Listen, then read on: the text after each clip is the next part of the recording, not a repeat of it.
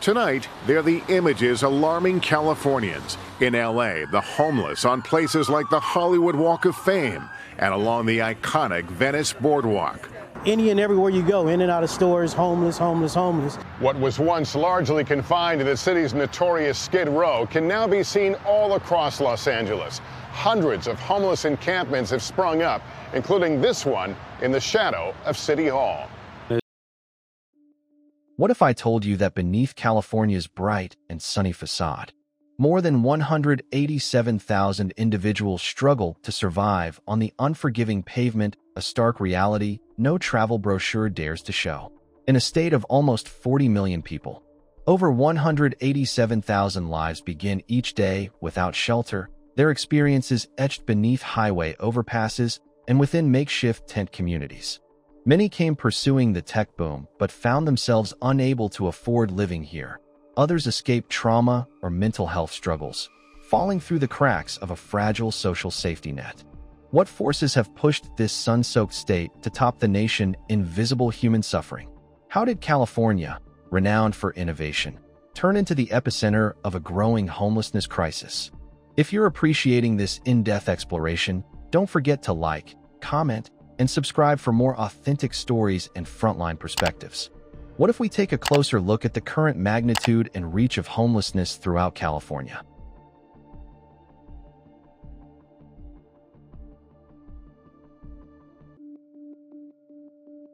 Current situation. California today represents almost 28% of the nation's homeless population, a number that has steadily risen despite billions in funding from state and local agencies for shelters and prevention efforts.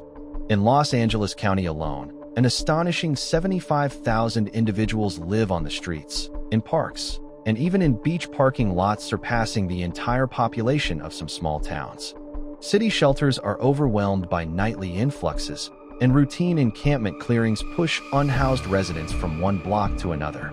San Francisco's booming tech scene stands in harsh contrast to the tent encampments lining Market Street in the Bay Area.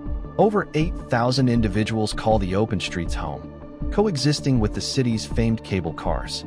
Oakland and San Jose mirror this crisis, lacking adequate support systems and facing growing friction between residents with and without homes. Down in San Diego, about 8,500 people without shelter gather beneath I-5 overpasses and along the city's winding riverbeds. Even with gentler weather, shelters are full, and outreach teams report escalating mental health emergencies in camps tucked under highways. In suburbs like Riverside and San Bernardino, the surge in tent encampments is forcing school districts to adapt for homeless students lacking consistent housing.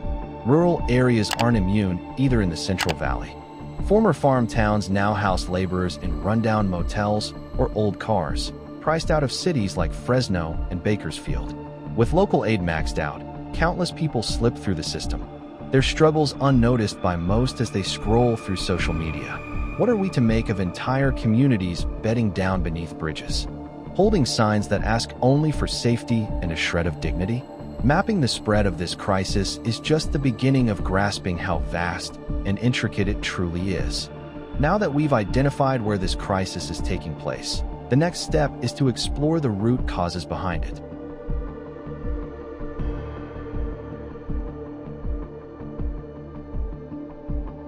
California Homeless Support System Facility.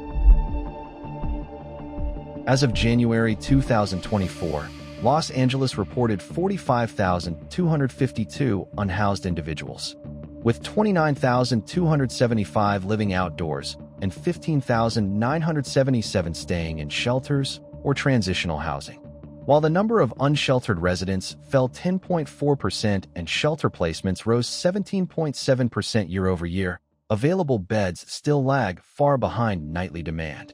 With median one-bedroom rents near $2,753, low-income residents in Los Angeles County are pushed even farther from stable housing. Daily encampment sweeps force people from one spot to another, freeway shoulders to coastal lots, while essential health services often never arrive. How does a city famed for its aspirations continue to coexist with such ongoing human hardship? In 2024, San Diego counted 10,605 people without homes, a 3% rise from 2023, including 6,110 living on the streets and 4,495 in shelters. With shelters at max capacity nightly, many turn to motel vouchers or temporary tent solutions that offer a roof but little safety. Encampments remain tucked along the I-5 and San Diego riverbanks, largely out of sight, but deeply exposed to danger and disease. At over $2,800 a month, average rent in San Diego County prices out many service workers, families, and former military personnel. Due to scarce mental health and addiction treatment slots, countless individuals are left waiting in ERs for help. Outreach groups report a 25% jump in crisis calls coming from beneath highways. Can San Diego find a path to safeguard its most vulnerable by the sea? San Jose's 2023 census showed 6,340 unhoused residents, more than double the roughly 3,000 shelter beds on hand. Countywide, 9,903 people lack stable housing in Santa Clara, yet aid remains concentrated in wealthier tech zones, deepening inequality. Delays from zoning laws and lengthy permits can halt new shelters or affordable housing for over a year, leaving many in tents, cars, or temporary stays with others. With two-bedroom rents averaging above $3,318 monthly, working families and seniors are steadily squeezed out. As tech thrives in Silicon Valley, could that same creative drive help solve the humanitarian emergency unfolding just outside its offices? Causes of homelessness. The core of California's homelessness crisis stems from a severe lack of affordable places to live. In most large cities, average monthly rents surpass $2,500, well beyond the reach of those making under $15 an hour. Zoning restrictions that prioritize single-family residences over multi-unit housing limit supply, encouraging developers to pursue high-end condos and deepening the affordability divide. With so little low-income housing available, subsidized housing wait lists often span years if such lists even exist. Yet the economy is only one piece of the puzzle. Mental illness and addiction often collide with housing instability in devastating ways. Close to 60% of people living unsheltered report severe mental health issues, and nearly half face substance use struggles. Over the past few decades, California has closed many inpatient psychiatric centers, placing the responsibility on ERs and frontline outreach workers. Instead of increasing treatment availability, cities frequently criminalize public camping, cycling people through jail cells and hospital beds without solving underlying problems. Unstable jobs and low pay add to the crisis. California's current minimum wage of $16 per hour can't keep up with living costs in major urban areas. Gig work brings flexibility but no safety net, putting workers one unexpected hospital bill or breakdown away from losing everything. As rents rise, even full-time workers in underpaid roles find themselves unhoused and out of options. How can stability be restored when your earnings won't stretch to cover rent, groceries, and a doctor's appointment? Personal upheavals like divorce, abuse, or job loss often trigger a rapid descent into homelessness. A single eviction or foreclosure can spiral quickly. Fees eat up savings, overdrafts stack up, and damaged credit shuts the door on future housing. For elderly residents on tight budgets or veterans battling PTSD, breaking free from that cycle often feels out of reach. What can be done to stop this cycle from becoming the default outcome for thousands of others? Grasping these underlying causes paves the way for evaluating current resources and imagining new solutions.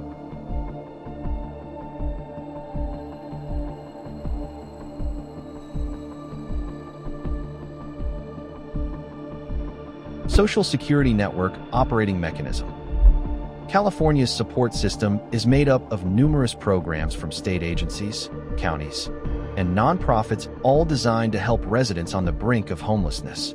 Each year, around 45,000 families receive CallWorks homeless assistance, which provides up to 16 days of temporary shelter or a one-time security deposit grant of $1,000. In 2024, Medi-Cal's CalAM Community Supports Program assisted more than 25,000 people, offering help with finding housing, average security deposit loans of about $1,200, and ongoing support for those with serious mental health needs.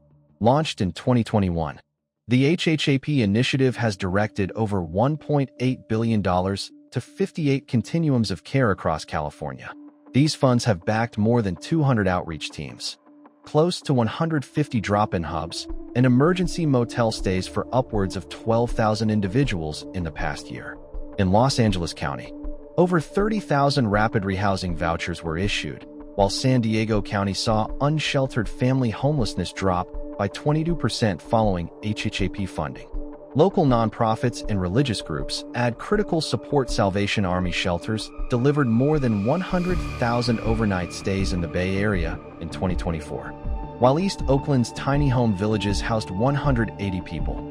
Mobile clinics reported 8,500 visits across encampments in Southern California, and pop-up pet-friendly shelters kept over 2,300 animals alongside their owners, avoiding shelter separation. Still, cracks in the system persist. What happens if someone secures a housing voucher but can't find a place to use it? Now that we've outlined the available support programs, it's time to explore how government-led actions are directly confronting the crisis. Overview of policies implemented by the government. Over the past 10 years, California has rolled out a series of bold strategies to curb the sharp increase in homelessness. Since 2019, the HHAP program has received over $1.75 billion in state funding from California legislators. That funding has supported more than 10,000 temporary motel rooms and upwards of 1,500 tiny home units across counties from Sacramento to San Diego. These interim housing solutions have offered fast relief to about 35,000 people, reducing outreach team response times by roughly 40%. In 2023, California broadened its emergency housing voucher initiative, issuing 20,000 additional federally funded vouchers, raising the total to nearly 50,000 across the state. Despite covering as much as 80% of monthly rent, just 65% of voucher recipients have managed to secure housing, hindered by vacancy rates under 3% in areas like Los Angeles and the Bay Area. Early in 2024, California launched Care Court, a judicial model allowing judges to require mental health treatment and housing aid for individuals with severe conditions who decline help voluntarily. So far, over 1,200 cases have entered the system, yet only 55% finish treatment, raising concerns among civil rights groups about enforcement and follow-up care. Coordination relies on 58 continuums of care regional task forces combining efforts from cities, counties, and nonprofits. In Los Angeles County, this system oversees more than 17,000 shelter beds and monitors results for over 30,000 individuals each year. Critics warn that lacking integrated data systems, these programs often feel disjointed, more like scattered efforts than a unified plan. This mosaic of programs, almost documentary in scope, reveals both the determination and the ongoing challenges in California's response. Now that the state's initiatives and shortcomings are clear, the focus shifts to bold, innovative solutions to close the remaining gaps.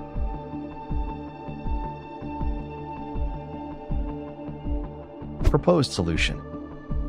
Breaking this ongoing cycle will require California to shift from scattered solutions to bold, analytics-based strategies. Currently, fewer than 15,000 affordable homes are built annually in California, while over 500,000 households earning below 50% of the median income remain in need. Converting just 10% of public land to mixed-income use could yield 100,000 units within 5 years.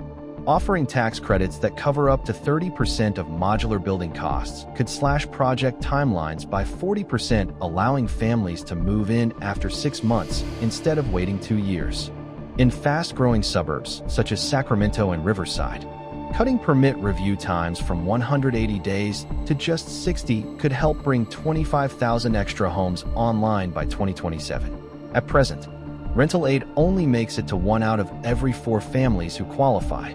By expanding vouchers statewide and linking them to current market rates, like the $2,800 per month average for a 2-bedroom in Los Angeles, California, could stop 5,000 households from re-entering homelessness each year. Integrating mental health care, workforce training, and child care into housing developments is already showing results in San Diego's pilot wellness communities. Emergency psychiatric visits fell by 38% and job placements rose 22% within a year. Public-private collaborations using social impact bonds can align investor returns with measurable social progress. In San Francisco, a $50 million pilot linked investor payouts to drops in long-term homelessness, resulting in an 18% decline in encampments and 5% gains for backers within 2 years.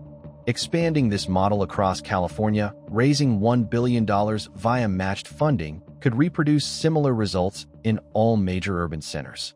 A final step: funding daily updated by name databases across all 58 continuums of care using shared case management platforms. Cities leveraging these lists have reached functional zero. In veteran homelessness, Los Angeles County saw a 65% drop in chronically unsheltered veterans from 2022 to 2024. What if we radically rethought how we use public land, choosing housing over overpriced commercial real estate?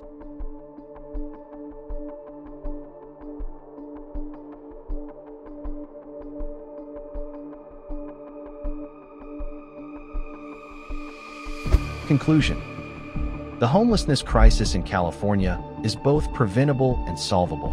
With 187,000 people unhoused, the scale of the emergency goes far beyond what economic expansion alone can fix. We've witnessed the collision of housing scarcity, mental health challenges, and income insecurity forcing thousands into homelessness. We've outlined a patchwork of support systems, well-meaning but inconsistent, and reviewed policy efforts that, though bold, must grow to meet the magnitude of the crisis. The solutions: proposed zoning overhauls, unified support centers, outcomes-driven partnerships, and smarter data systems go beyond temporary relief. They envision a future where functional zero is not just a phrase, but a measurable, everyday achievement. Real change requires leadership, local involvement, and a willingness to see those impacted not as numbers, but as fellow citizens worthy of dignity and housing. Let's create that future step by step, with every policy we pass, every home we build, and every life we uplift.